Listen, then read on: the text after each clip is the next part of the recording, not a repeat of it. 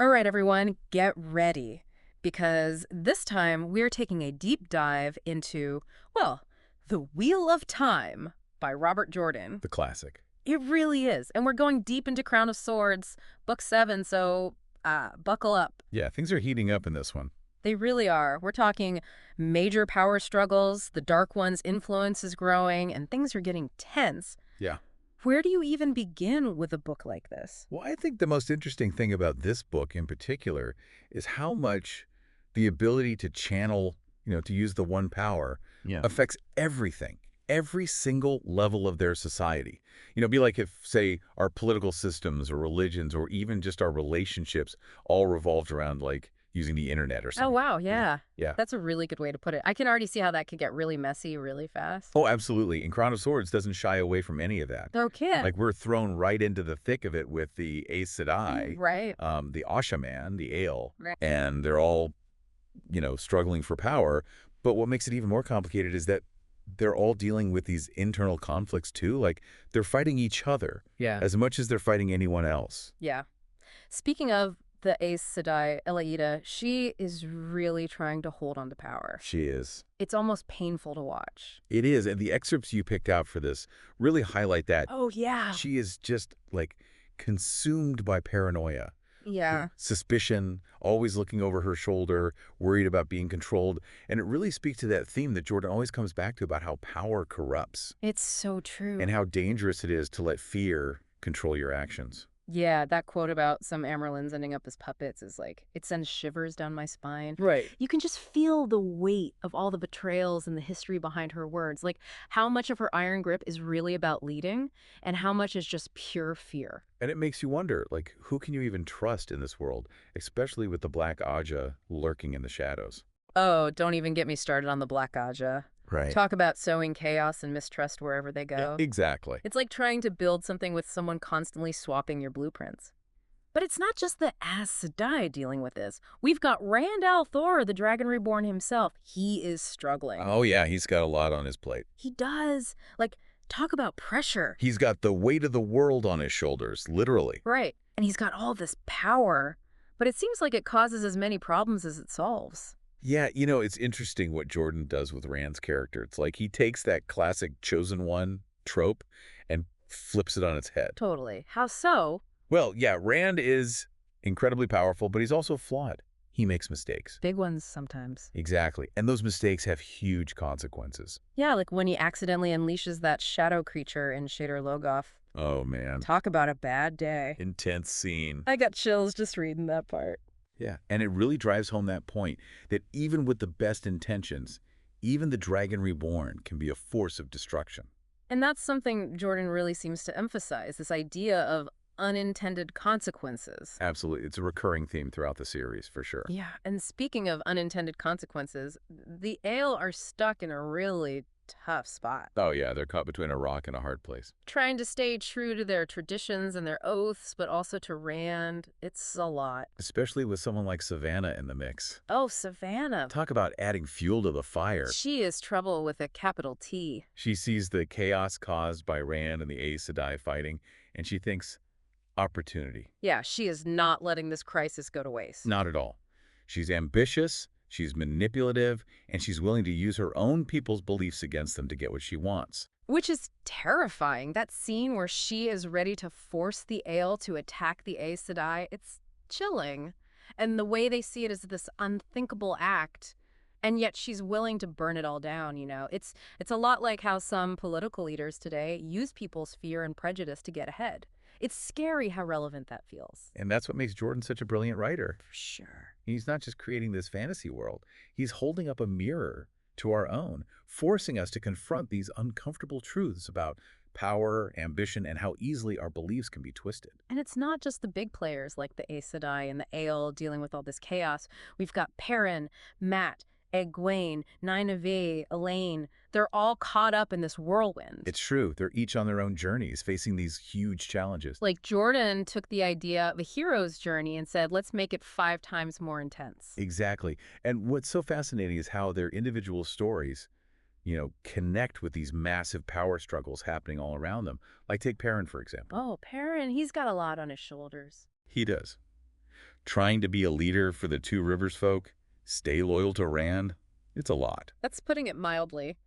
His best friend is basically the most powerful being on the planet. Talk about pressure. Right. And it forces him to make these impossible choices. Like, who does he owe his loyalty to? His people or Rand? And how do you even begin to balance personal feelings with what's best for everyone? It's a classic dilemma, but Jordan really puts you in Perrin's shoes. You feel that weight on you. Absolutely. And then there's Matt, Oh, Matt, our resident scoundrel with a heart of gold. always running into trouble, always charming his way out of it. Never a dull moment with him around. But even he can't escape this feeling that the world's about to come undone, especially with the Shan Chan arriving on the scene. Oh yeah, the Shan Chan, they change everything. Talk about a force to be reckoned with. They're so different from anything we've seen before. And the way they view channeling, women who can channel, it's almost like they see it as a threat. It is. They call them deman, which basically means leashed. Like they're weapons to be controlled. It's a complete 180 from how the Aes Sedai view themselves, right? Totally. The Aes Sedai are all about independence, about wielding power for themselves, and the Shan Chan come in with this completely opposite view. Which is unsettling. Like, it makes you question everything you thought you knew about the One Power and what it means to control it. That scene where Matt encounters them, chilling. It's a whole other layer of complexity in a world that already has plenty. And it's not just Matt and Perrin who are uncovering things they'd rather not know. We also have Egwene. She's now leading the rebel Aes Sedai, and let me tell you, she stumbles upon some serious secrets. Yeah, the stuff she learns about the White Tower's past, it's like, whoa. Makes you wonder what else they're not telling us. It's a big reveal. Turns out some of those Aes Sedai, they've been around for centuries, pulling strings from the shadows. Talk about a power move. I mean, imagine the influence they must have, the things they've seen and done. It's mind-blowing. Like suddenly you realize that history is written by the victors, even in this world. But it's also a powerful reminder that we can't just accept things at face value, even from the people we think we can trust. You've got to question everything. Exactly. And that's a lesson that a lot of characters in Crown of Swords are learning the hard way. Yeah, trust no one, especially when you're dealing with the Black Aja or the Ghulam or the Forsaken.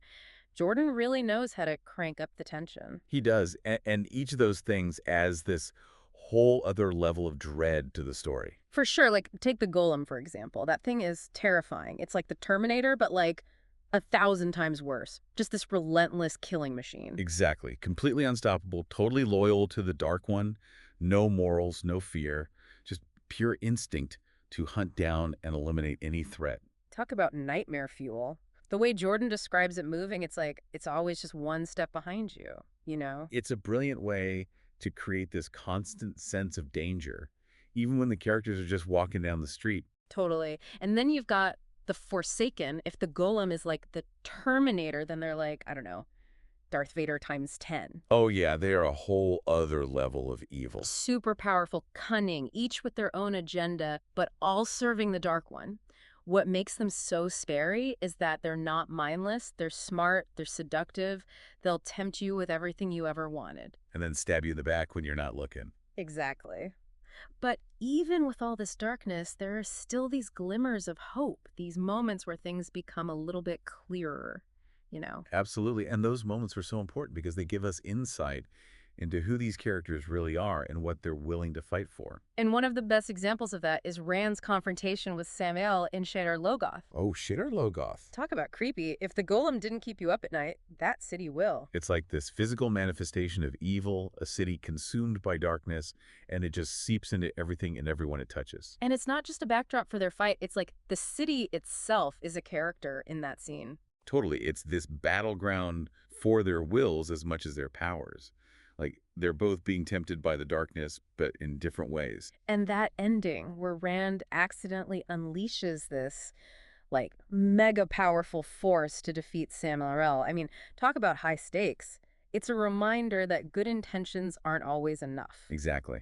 Sometimes the things we do to fight evil can have unintended consequences that are even worse than the thing we were fighting against. It's a lot to think about. It is. And that's what makes Crown of Swords and the Wheel of Time in general so captivating.